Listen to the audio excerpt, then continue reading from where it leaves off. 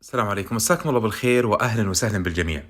هذا حديث سريع سأذكر فيه بعض الكلمات في اللهجة الشامية التي لها أصل فصيح.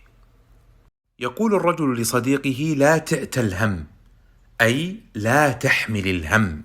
والعتال الحمال بالأجرة كما في تاج العروس، وفي العتل قوة تزيد على الحمل. وفي لسان العرب: عتله جره جرا عنيفا. يقولون: فش فلان غله، أي أذهب غل نفسه بكلمة قالها أو شيء كسره. وفي الشام يقولون: فش خلئي، وهو استعمال له أصل فصيح، ومن أمثال العرب: لأفشنك فش الوطب. يقوله الرجل للآخر إذا رآه منتفخا من الغضب، أي لأخرجن غضبك من رأسك كما أخرج الهواء من الوطب، والوطب وعاء من الجلد لحفظ الماء واللبن. يقولون: فعلن كذا وكذا كرمالك. وفي لسان العرب يقال: أفعل ذلك كرامة لك. والعامي كالفصيح، غير أن العامة ينطقونها كرمال كأنها كلمة واحدة.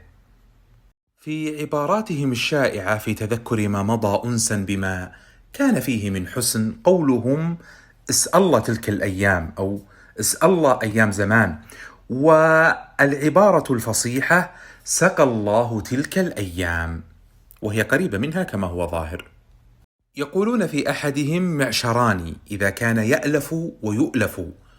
وهذه الصيغة العامية كأنها نسبة غير قياسية إلى معشر. ويقال في مثلها في الفصيح: فلان حسن العشرة.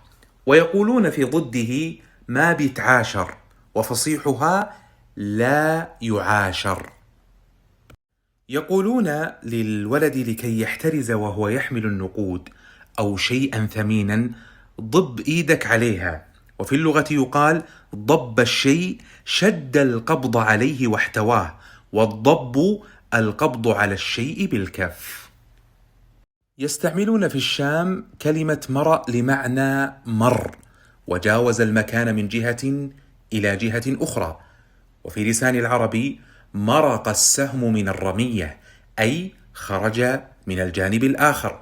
وفي الحديث أنه عليه الصلاة والسلام قال عن الخوارج: يمرقون من الدين كما يمرق السهم من الرمية.